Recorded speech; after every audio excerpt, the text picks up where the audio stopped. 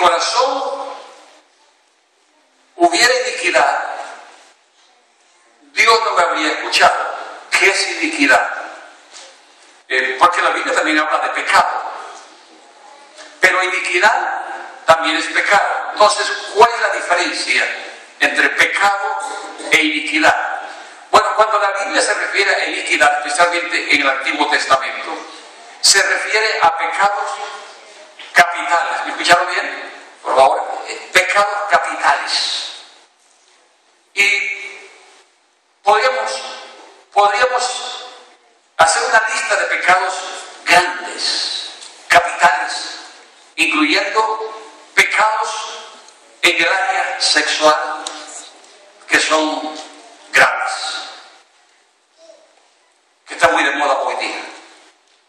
Entonces, a eso no se le llamaría pecado, porque bajo la categoría de pecado caben muchas cosas. Pero cuando la Biblia especifica iniquidad, se está refiriendo a cosas grandes. Entonces, lo que está diciendo aquí el salmista, si yo estuviera guardando uno de esos pecados capitales dentro de mí, ¿para qué pedir? No ocurre nada. Pero hay personas que se atreven, con gatos encerrados allí. Señora, si de pronto, insistamos, si de pronto Dios hace el milagro. Y lo que dice aquí es, no me habría escuchado. El salmista lo afirma, que si él hubiera tenido iniquidad en su corazón, Dios no le habría escuchado. En tercer lugar, y tiene mucha relación con lo anterior, permanecer en pecado. O sea, una actitud constante, frecuente. Una cosa es cometer un pecado grande, pero lo otro es mantener una vida constante, activa. Y el que habla de esto es más Juan, especialmente en las epístolas juaninas, primera, segunda y tercera. Habla de ese pecado constante, donde es un hábito, es un ciclo vicioso. Paramos 2 días, volvemos otra vez. Y Juan enfatiza ese tipo de pecado, o sea que ya hace parte de la vida de la persona.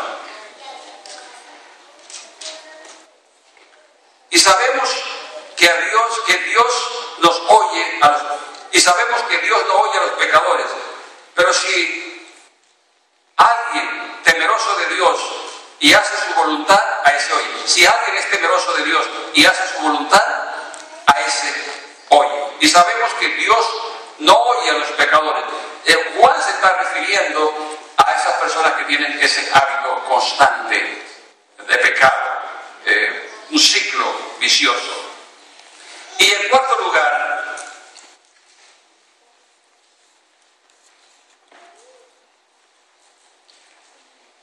Dios no contesta las oraciones porque lo que le damos a Él es algo no digno de Dios.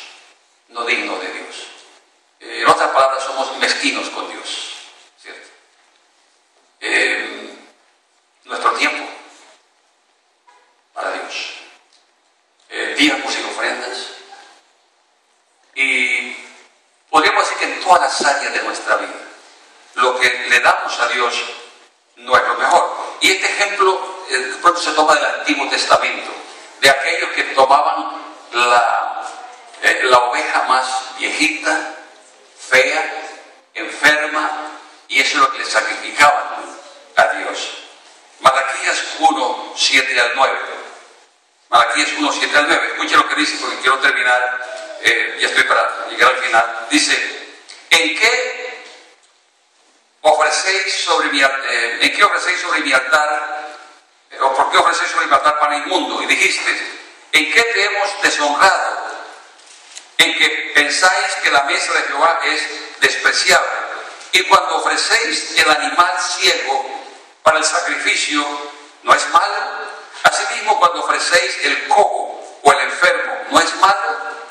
Preséntalo, pues, a tu príncipe. ¿Acaso se agradará de ti o le será acepto?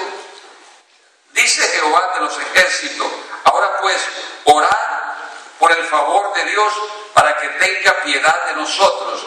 Pero, ¿cómo podéis agradarle si hacéis estas cosas? dice Jehová de los ejércitos. Entonces estas personas de pronto año tras año estaban llevando la oveja ciega al altar, la que no servía y que ni ellos podían matar para comérsela. Pero bueno, llevémosela a Dios, entreguémosle a Dios lo que nos sobra y lo que nos sirve. Pero entonces cuando le pedimos a Dios, como le damos lo peor a Él, de nuestra vida, de nuestro tiempo, de nuestras finanzas, cuando le pedimos, Dios sabe nuestro corazón.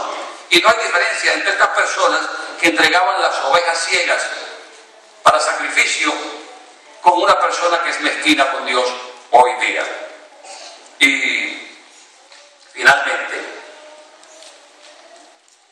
falta de fe. Y difícil es saber cómo tener más fe. Los discípulos mismos dijeron: Señor, aumentanos la fe. Santiago 1, 6 a 7. Pero pida con fe, no dudando, porque el que duda es semejante a la onda del mar. Santiago 1, 6 a 7. El que pide dudando es como la onda del mar, que es arrastrada por el viento y echada de una parte a otra.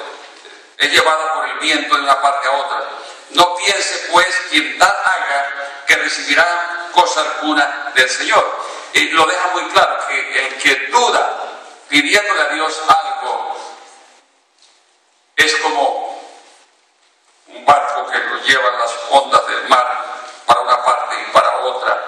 Y dice Santiago, bajo inspiración, que el que hace esto, que divaga en su fe, no puede recibir lo que pide del Señor. Y yo pienso que de pronto tenemos que orar que Dios aumente nuestra fe, pero respaldado por ese tipo de vida que se deleita en Dios, que vive en santidad a la vez. Las dos cosas van juntas. Ahora, la fe es algo que crece. La fe es algo que crece, aumenta. Y que Dios yo pienso que hemos crecido en fe en esta iglesia. Yo pienso que hemos crecido en fe. Amén. Hemos crecido en fe. Y yo he visto los testimonios de ustedes y de la iglesia y me doy cuenta que sí hemos crecido. Hay personas que se han parado firme y piden sanidad por sus hijos y Dios lo ha hecho. Y los que vienen han sido impactados por esa fe de ustedes. Y mi deseo es que sigamos creciendo en fe nosotros, porque de esto se va a impactar a los que vengan. Pues la iglesia es una comunidad de fe que cree que para Dios no hay nada imposible. Es posible que usted está pidiendo por que Dios lo sane de una enfermedad y le han dicho que la enfermedad es incurable. Hoy me llamó una persona después de la radio y me dijo: me siento mal, pero me han llevado todo tipo de exámenes y el médico me dice que no tengo nada, pero siento que se me va a parar el corazón, ¿cierto? Y cada vez que me dicen que la enfermedad es incurable, siempre voy a lo siguiente: las enfermedades incurables son las que Dios se especializa en curar, porque es lo que se llama milagro, para diferenciarse Dios de los médicos. Pues las enfermedades que los médicos pueden curar, pues Dios se las deja a los médicos para que no se mueran de hambre, ¿cierto? Pero Dios es especialista en hacer lo que los hombres no pueden hacer, y eso es lo que se llama milagro. Entonces, vamos a seguir orando en esta noche para que Dios haga milagro en nuestras vidas. Es bueno que sepamos por qué no llegan algunas peticiones. Voy a hacer una salvedad.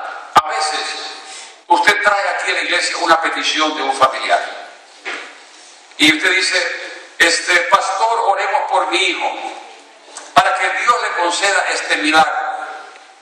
Y la pregunta que yo le haría, y la voy a adelantar: ¿cómo está viviendo su hijo?